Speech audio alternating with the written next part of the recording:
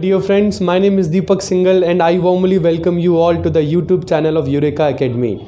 In this class, I will be talking about the history, ancient history, and the topic in ancient history that I'll be talking about in this class is about the Vedic age. देखिए इस class में आप लोग वैदिक काल के बारे में चर्चा करने वाले हैं और मैं आप लोगों को स्टार्टिंग में एक चीज़ बता दूं कि ये क्लास बहुत ही ब्रीफ रहने वाली है। इसमें हम लोग डिटेल्स में नहीं जाने वाले हैं क्योंकि ये बस समझाएगा कि वैदिक काल है क्या। हालांकि डिटेल्स जो होंगी वैदिक एज से रिलेटेड वो आपको अगली वीडियो में मिल जाएंगी। ये वीडियो खासकर कि जनरल पेपर के लिए बहुत इंपॉर्टेंट है क्योंकि जनरल पेपर जैसे कि 20 नंबर का आपके पास आने वाला है और क्योंकि हर एक क्वेश्चन 2 नंबर के होते हैं, ऐसे केस में जीके में से 10 क्वेश्चंस आपके पास आते हैं जिसमें करंट अफेयर्स भी अपना योगदान निभाते हैं। तो ऐसे केस में हर एक चीज़ को डिटेल में ना पढ़कर क्रक्स बहुत इंपॉर्टेंट है जो मैं आप लोगों को वैदिक एज के बारे में देने वाला हूँ। तो let's begin with the Vedic age. देखिए it is believed however we historians are very dwindling on this aspect. We just believe that with the coming of the Aryans in India, this Harappan civilization declined and these Aryans are responsible for the beginning of the Vedic age in India. हम केवल विश्वास रखते हैं, ऐसा हम मानते हैं क्योंकि इसका कुछ ऐसा एविडेंस, कन्विंसिंग एविडेंस आप लोगों को नहीं मिलता कि आर्यों के भारत आने के बाद ही वैदिक काल की शुरुआत हुई थी और हड़प्पन सभ्यता के विनाश का कारण भी ये आर्य बनते हैं।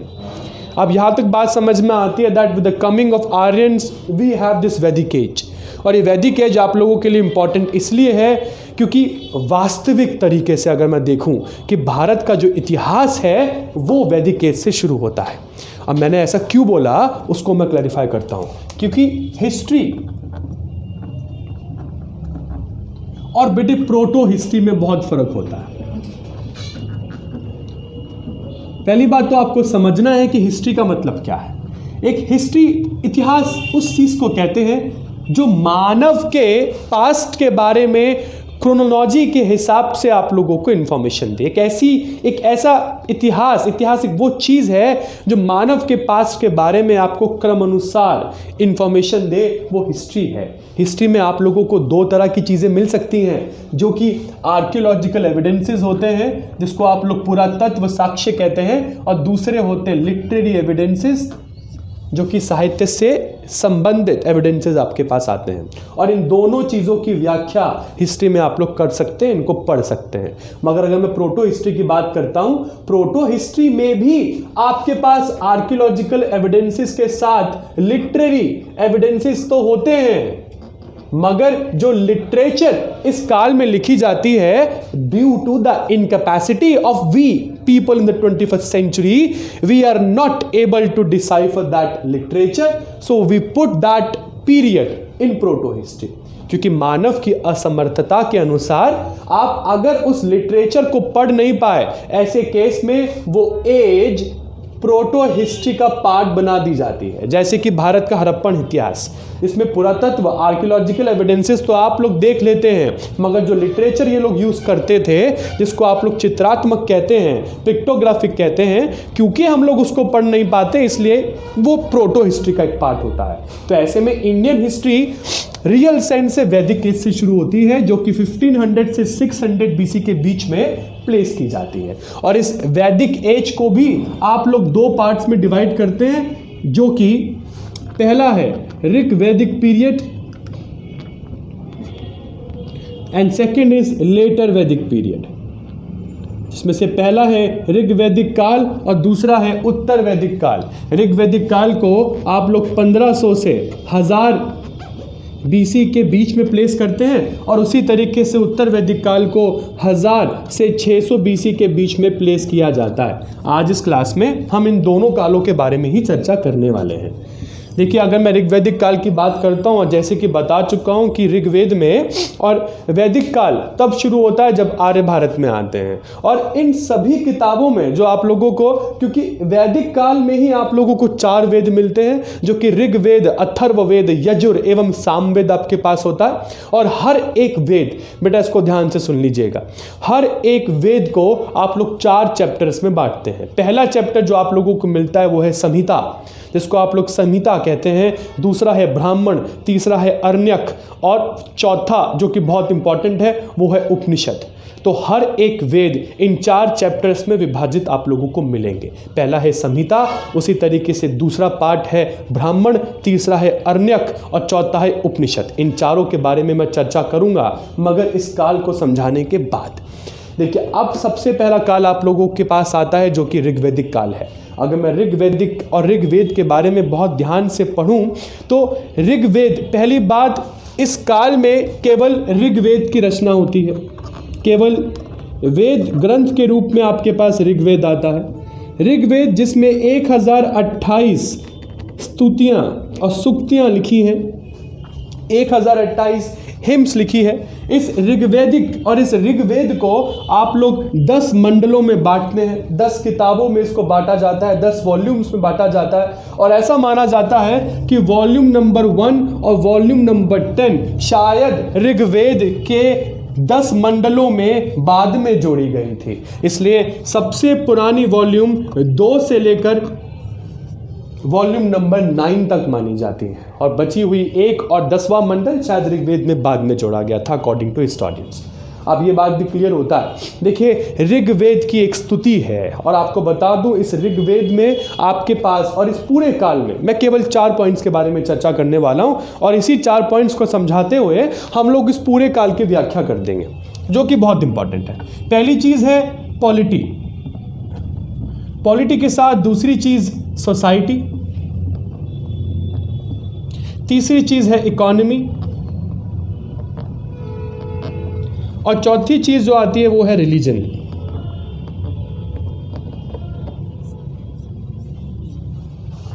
Polity, society, economy, religion. हाँ, अब सबसे पहले बात करते हैं ऋग्वेद की किताब और ऋग्वैदिक काल में लिखा जाने वाला ग्रंथ जिसको अब ऋग्वेद कहते हैं, जो कि दुनिया में सबसे प्राचीनतम ग्रंथों में से एक भारत का ये ग्रंथ ऋग्वेद, जिसमें 1028 स्तुतियाँ लिखी हुई हैं तथा ये ग्रंथ 10 मंडलों में विभाजित है और इन 10 मंडलों में से मंडल नंबर 1 और मंडल नंबर 10 ये ऋग्वेद में बाद में जोड़ा गया था। अब बात यह है कि ऋग्वेद है क्या और ऋग्वेद किस बारे में बात करता है। देखिए, हर एक चीज़ के बारे में सबसे पहले जब आप कुछ लिखना शुरू करते हैं, आप अपने बारे में बताना शुरू करते हैं कि आप कहाँ रहते हैं, आप कौन से एरिया में रहते हैं। हाँ, तो ऐसा ही कुछ इस पुस्तक में भी दिया हुआ है। इस पुस्तक की, इस ऋग्वेद की पहली स्तुति, जिसको आप लोग नादी स्तुति के नाम से जानते हैं, नादी स्तुति साफ शब्दों में लिखती है that the residential place of Aryans is called the land which is called सप्त सिंधु, कि आर्यों के निवास स्थान को इस स्तुति के अनुसार सप्त सिंधु की संज्ञा दी गई है। और सप्त सिंधु का मतलब है 7 नदियों वाला एक क्षेत्र, a land of 7 rivers। अब ये बात as from the perspective of a historian सोची जाए तो एक चीज़ समझ में आती है कि शायद ऋग्वेद में 7 नदियों का जिक्र है और वो नदियाँ बेटा इस प्रकार है। पहली है इंडस, जिसको आप सिंधु कहते हैं, उसके बाद आती है झेलम जो कि वितास्ता होती है, फिर आती है चेनाब जिसको आप अस्किनी कहते हैं, और फिर आती है रावी जो कि पुरुषनी कहलाती है, फिर आती है ब्यास जिसको विपस या विपाशा कहते हैं, फिर है सतलुज जिसको ऋग्वेद में सुतुदरी का नाम दिया गया है, और फिर आती है गोमती जो कि ऋग्वेद में गोमल के नाम से प्रसिद्ध है, और फिर आती है आपके पास घग्गर रिवर जिसको ऋग्वेद में आपके पास दृशावती का नाम दिया गया है, दृशावती। फिर आती है कुर्रम रिवर जिसको ऋग्वेद में कुरुमु का नाम दिया गया है, और लास्ट है स्वैट रिवर, स्वैट जिसको आप लोग ऋग्वेद में सुवास्तु का नाम देते हैं। तो देखा जाए, दोबारा रिपीट करता हूँ, नदियों के नाम जो ऋग्वेद में हैं, पहली बात तो इंडस और इंडस की 5 ट्रिब्यूटरीज जो कि झेलम, चेनाब, रावी, सतलुज, ब्यास है।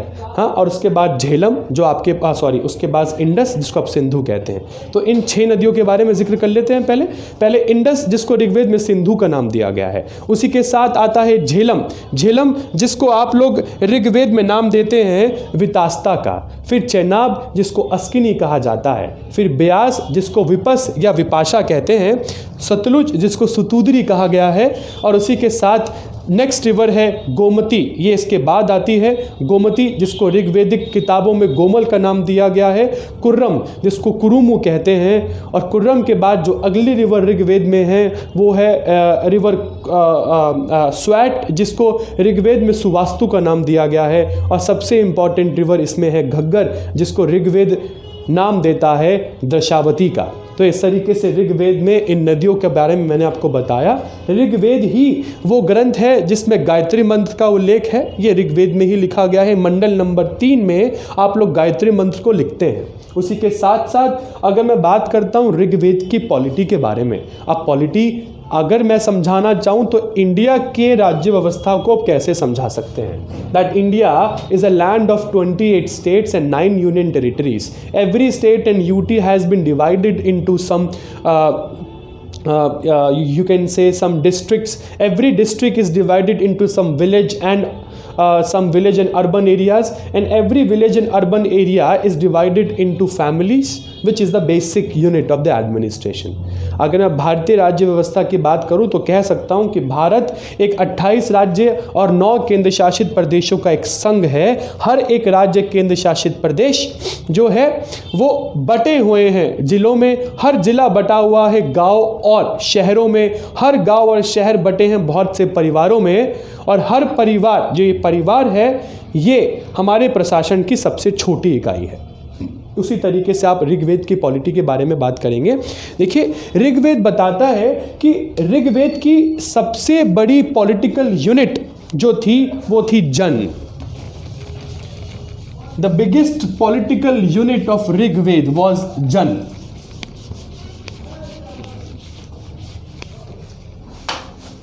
जन, ऋग्वेद के अनुसार जो जन था वो विभाजित था विश में, विश जो था वो विभाजित था ग्राम में, और ग्राम जो था वो विभाजित था कुल में। तो सबसे बड़ी प्रशासनिक इकाई जन है, और उसी के साथ सबसे छोटी प्रशासनिक इकाई ऋग्वैदिक काल की वो कुल है। आप बात कर रहे हैं ऋग्वैदिक एज की। तो ये पहली चीज़ जो कि पॉलिटी में बहुत इंपॉर्टेंट है। और पॉलिटी के साथ साथ अब मैं सोसाइटी के बारे में बात करूं तो सोसाइटी के साथ आप लोग लिख सकते हैं कि सर सोसाइटी में ऋग्वेद में दिया हुआ है कि आप लोग पहली बात तो सप्त सिंधु एरिया में रहते हैं, जो कि 7 नदियों वाला क्षेत्र है। और इन 7 रिवर्स में सबसे इंपॉर्टेंट रिवर जिसको आप सबसे पवित्र मानते हैं ऋग्वैदिक काल में वो सरस्वती है।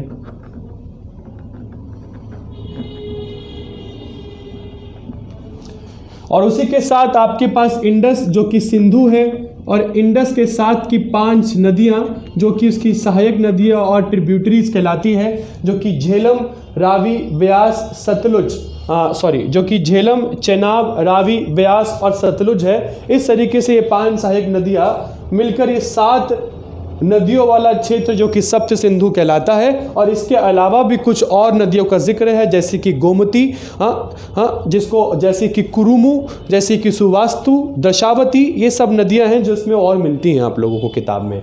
इसमें ही आपको गायत्री मंत्र का उल्लेख दिया हुआ है।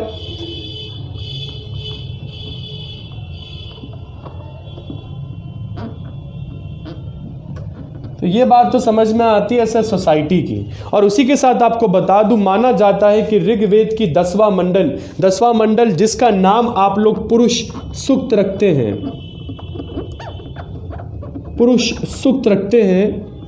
पुरुष सूक्त के अनुसार ऋग्वैदिक समाज 4 वर्णों में विभाजित था। वो 4 वर्ण ब्राह्मण सबसे ऊपर, क्षत्रिय उनसे नीचे, वैश्य और सबसे नीचे शूद्र।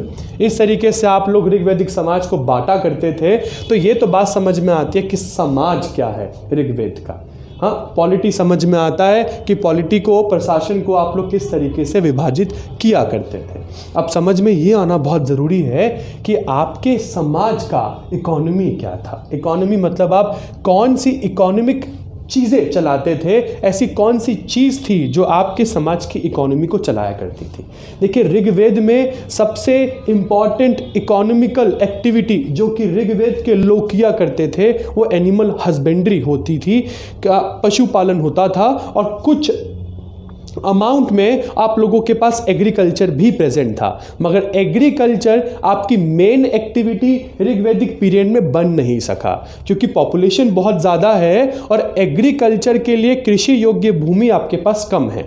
और अभी अगर मैं सप्त सिंधु की बात करूं तो इतिहासकार कहते हैं कि शायद ये क्षेत्र वर्तमान पंजाब का हो सकता है।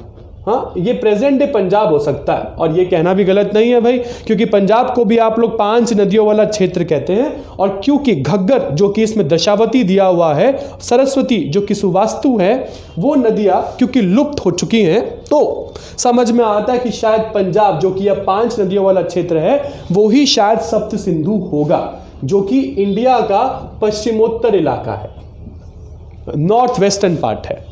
और यहाँ पर अभी आपके पास कृषि योग्य भूमि की मात्रा कम है, क्योंकि इसीलिए ही ये एग्रीकल्चर आपकी इकोनॉमी का मेन एक्टिविटी नहीं बन पाया। इसलिए आप लोग एनिमल हस्बेंड्री पे ज़्यादा निर्भर है। और ऋग्वेद के बारे में थोड़ी और चर्चा करें तो अब भगवान के ऊपर आता है। रिलीजन में क्या है ऋग्वेद में? देखिए, भगवान जैसे कि इंद्र, अग्नि, वरुण, सोम, हाँ, मित्र, ये सब वो देवता है जिसकी पूजा ऋग्वैदिक काल में बहुत अच्छे से की जा रही है। भगवान इंद्र सबसे इंपॉर्टेंट है, क्योंकि भगवान इंद्र को आप लोग ऋग्वेद में पुरंदर का नाम भी देते हैं। पुरंदर जिसका मतलब है किलों का विनाशकर्ता, द डिस्ट्रॉयर ऑफ फोर्ट्स। उसी के बाद अब बात की जाती है कि सर रिलीजन समझ में आ गया, सोसाइटी समझ में आती है, पॉलिटी सर समझ में आ गया, फाइनेंशियल एक्टिविटी सर समझ में आती है, और इम्पॉर्टेंट डिटेल्स ऋग्वेद में है क्या फिर इसके अलावा? देखिए, विश बहुत इम्पॉर्टेंट एरिया है। एक तरीके से कबीला कहा इसको आप कह सकते हैं, जिसका अध्यक्ष विशपति होता था, और उससे कबीला तो नहीं है, जिसका अध्यक्ष विशपति होता था। विश, हाँ, विश के लीडर को आप लोग विशपति कहते थे। और उससे भी इंपॉर्टेंट है जन, जिसके लीडर को कहा जाता था राजन। देखिए, ये चीज़ आप लोगों को क्लैरिफाई कर दूं कि ऋग्वैदिक काल में राजन राजा नहीं है। हाँ, राजन केवल एक पोस्ट है, और ये पोस्ट हायरार्कियल नहीं है। हाँ, ये अनुवांशिक नहीं है। मतलब ये कि राजा के मरने के बाद उसका बेटा राजन बनेगा, ये क्लियरिटी इसके पास, और ऐसा कुछ अभी ऋग्वेद में नहीं है। ये राजन बस एक तरीके का पोस्ट है। और अगर मैं प्रशासन की बात करता हूँ, पॉलिटी में एक और इम्पॉर्टेंट चीज़ कि ऋग्वेद में एडमिनिस्ट्रेशन चलाया कैसे जाता था, तो ऋग्वेदिक एज में एडमिनिस्ट्रेशन चलाने के लिए आपके पास बहुत तरीके की असेंबलीज थी। असेंबली जैसे कि सभा, समिति, विधाता या विधत, ये सब इंपॉर्टेंट असेंबलीज हैं जो कि इंपॉर्टेंट थी ऋग्वेद में। ऋग्वेद में महिलाओं को इन सभा और इन असेंबलीज में बैठने की इजाजत देते थे आप लोग। तो वुमेन की कंडीशन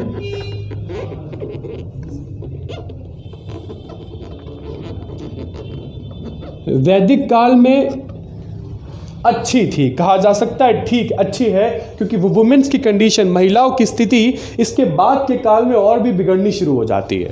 तो अभी यहाँ तक बात हो जाती है। सर, ये सब इंपॉर्टेंट चीज़ है। और जन, जिसका अध्यक्ष राजन होता था, राजन जो कि हायरार्कियल पोस्ट नहीं है,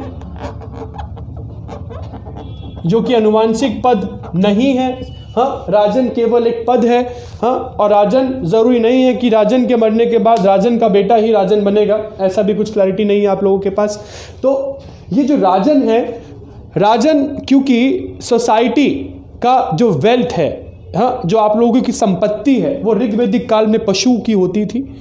हाँ, पशु ही आपकी सबसे इंपॉर्टेंट संपत्ति होती थी इस काल में। इसलिए राजन अपने लोगों के साथ में कभी के बार दूसरे जन पर अटैक करने के लिए जाया करते थे, और अटैक में आप लोग दूसरे जन का संपत्ति मतलब पशुओं को लूट के साथ में लेके आते थे, और ऐसे केस में वो संपत्ति सभी लोगों में इक्वली बांट दी जाती थी। ऑब्वियसली राजन क्योंकि हेड है तो इसका शेयर थोड़ा ज़्यादा होगा। हाँ, उसी के साथ ऋग्वैदिक काल में लोग अपनी इच्छा से कभी के बार राजन, जन के अध्यक्ष राजन को एक नजराना पेश किया करते थे, ट्रिब्यूट, नजराना, ट्रिब्यूट। ट्रिब्यूट का मतलब ही यही है कि ये आपकी इच्छा से दिया गया एक गिफ्ट है जो आप राजन को देते हैं। इसका उल्लेख हम लोगों को ऋग्वेद में मिला है और इस नजराने को हम बाली कहते थे और बाली यहाँ पे आपकी इच्छा से दिया जाता था। ये नजराना आप लोगों की इच्छा पे आधारित था। तो ये तो इंपॉर्टेंट चीज़ें हैं जो हम लोगों को ऋग्वैदिक काल के बारे में पता लगी। अब इसी का कंपैरिजन मैं उत्तर वैदिक काल में करने वाला हूँ। देखिए उत्तर वैदिक काल में क्या होता है। ये राजन, जैसे कि मैं आपको बता चुका हूँ कि ये दूसरे जनों पर अटैक किया करता था और उनकी संपत्ति को अपने पास लेके आता था। धीरे धीरे ये राजन उस जन को, दूसरे जन को और दूसरे जन के राजन के साथ युद्ध कर कर राजन को हराकर उसका जन भी अपने जनों में मिला लिया करता था। देखिए फॉर एग्जाम्पल अगर मैं जन नंबर ए और जन बी की बात करता हूं तो जन ए का राजन जन बी के राजन को हराकर बी का एरिया ए में मिला लिया करता था। ऐसे केस में जो जन का साइज है वो लेटर वैदिक एज में बढ़ता हुआ चला जाता है और इतना बढ़ जाता है कि अब लेटर वैदिक एज में प्रशासन की, एडमिनिस्ट्रेशन की सबसे बड़ी इकाई जो है वो राष्ट्र हो जाती है। वो राष्ट्र हो जाती है जो कि लेटर वैदिक एज में आप लोगों को मिलती है। वैसे बाकी सब कुछ से सेम है। उत्तर वैदिक काल में राष्ट्र बंटता था जन में, जन बंटता था विश में, विश ग्राम में, ग्राम कुल में। और उसी तरीके से ऋग्वैदिक काल में जो था केवल जन था, जन बंटता था विश में, विश ग्राम में, ग्राम बंटता था कुल में। इस तरीके से आप लोगों के पास इस काल की इंपॉर्टेंट चीज़ें सामने आती हैं। चलिए ये बात तो समझ में आता है जो कि वैदिक एज में बहुत इंपॉर्टेंट पॉइंट्स थे। और लेटर वैदिक एज, हाँ उत्तर वैदिक काल, जिसको जैसे कि मैं बता चुका हूँ जो कि 1000 से 600 BC के बीच में हम लोग प्लेस करते हैं। कैसे ये चीज़ें बदल जाती हैं देखिए, अब आपको किताब में मिलता है कि उत्तर वैदिक काल में आर्यंस नॉर्थ वेस्टर्न इंडिया को छोड़कर भारत के ईस्टर्न पार्ट्स की तरफ घुस रहे हैं, पूर्वी इलाकों की तरफ घुस रहे हैं। और क्योंकि पूर्वी इलाकों में घना जंगल बसा हुआ था, ऐसे में जंगल की कटाई के लिए एक स्ट्रॉन्ग मेटल आप लोगों को चाहिए, एक स्ट्रॉन्ग मेटल। हाँ, वो मेटल अभी वैदिक और ऋग्वैदिक पीरियड में आप लोगों के पास है नहीं, मगर ये लेटर वैदिक पीरियड ही है जिसमें आयरन, जो लोहा है, उसका सर्वप्रथम प्रयोग किया जाता है। और उत्तर वैदिक काल में लोहा, इसका नाम आप लोग शाम आयास लिखते हैं। शाम आयास के नाम से आप लोग वेदों में इस धातु को बताते हैं, मेटल को बताते हैं। और सबसे पहला लोहे का एविडेंस इंडियन उस पे अपने भारतीय भूमि पर मिलता है यूपी से। यूपी का एरिया है जिसको आप लोग अतरंजी खेड़ा कहते हैं। अतरंजी खेड़ा से सबसे पहला आयरन इम्प्लीमेंट और आयरन टूल आप लोगों को मिलता है, जिसकी एज तकरीबन 1000 BC के आसपास बताई जाती है। और ये 1000 BC वही है जब उत्तर वैदिक काल की शुरुआत होती है। ये बात समझ में आता है, क्योंकि आयरन अब आप लोगों को मिल चुका है। आयरन से आप लोग जंगलों की कटाई कर सकते हैं। और क्योंकि भारत का उत्तरी पार्ट जो कि नर्दर्न इंडिया है, नर्दर्न इंडिया बहुत ही फर्टाइल है, इसलिए जो पहले ऋग्वैदिक काल में आपकी अर्थव्यवस्था आधारित थी कृषि पशुपालन पर, वो उत्तर वैदिक काल में बेस्ड हो जाती है अब एग्रीकल्चर पर। इस तरीके से चीज़ें चेंज हो रही हैं। देखिए राजन, क्योंकि उसका साइज जन का बहुत ज़्यादा बढ़ता है लेटर वैदिक एज में और सबसे बड़ी इकाई राष्ट्र बन जाती है, ऐसे में उत्तर वैदिक काल में राजन की इम्पोर्टेंस बढ़ जाती है। और जब भी किसी पोस्ट की इम्पोर्टेंस बढ़ जाती है, ऐसे में वो अथॉरिटेरियन हो ही जाता है, जैसे कि ये राजन लेटर वैदिक पीरियड में हो गया था। लेटर वैदिक पीरियड में ये राजन अपना एरिया को इतना एक्सपेंड कर लेता है कि हम हिस्टोरियंस इस राजन के एरिया को कभी के बाद जनपद नाम से भी पुकारते हैं। ये देखिए महाजनपद नहीं है, ये जनपद है। ये उतना ही एरिया है जिसको आप लोग प्रत्यक्ष रूप से इसका प्रशासन कर सकते थे। डायरेक्टली एडमिनिस्ट्रेटिव और डायरेक्टली एडमिनिस्ट्रेशन कैपेबल, जो एडमिनिस्ट्रेशन की कैपेबल यूनिट्स थी उनको आप लोग जनपद कहते हैं। हम हिस्टोरियंस कभी कभार यूज़ कर देते हैं टर्म्स इनके लिए। और ये राजन, क्योंकि इसकी इंपॉर्टेंस लेटर वैदिक पीरियड में उभर रही है, तो अपने आप को लोगों के सामने कैसे बताएगा कि आप लोग मुझे माने। और ये पोस्ट राजन की, जो कि ऋग्वैदिक पीरियड में अनुवांशिक नहीं थी, हायरार्कियल नहीं थी, अब लेटर वैदिक पीरियड में ये राजन का पद अनुवांशिक हो जाता है, हायरार्कियल हो जाता है। समझ में आता है बात क्यों? क्योंकि इसकी इंपॉर्टेंस बढ़ रही है, इसका एरिया बढ़ रहा है। ऐसे में ये अपने आप को हायरार्कियल दिखा सकता है। मतलब क्या कि इसी की फैमिली का अगला इंसान राजन बनेगा, किसी और फैमिली का नहीं।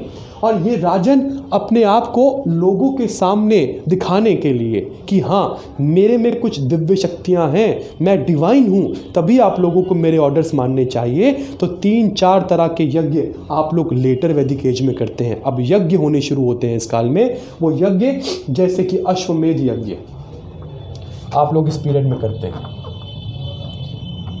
राजसूय यज्ञ आप लोग इस पीरियड में करते हैं। वाजपेय यज्ञ आप इस पीरियड में करते हैं। तो ये इंपॉर्टेंट यज्ञ है जो केवल लेटर वैदिक एज में ही होते हैं।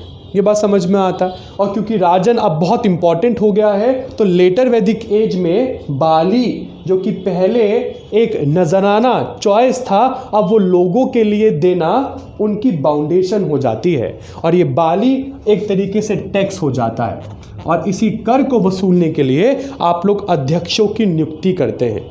ये बात भी अब हमको समझ में आती है कि कैसे चेंज हो रही है। क्योंकि सभा, समिति और विधत या विधाता पहले ऋग्वैदिक एज में इंपॉर्टेंट थी, जब ये राजन केवल एक पोस्ट था। लेटर वैदिक पीरियड में क्योंकि राजन अब एक हायरार्कियल पोस्ट हो चुका है, तो सभा, समिति, विधत तो है, मगर इनकी इंपॉर्टेंस अब गिर चुकी है।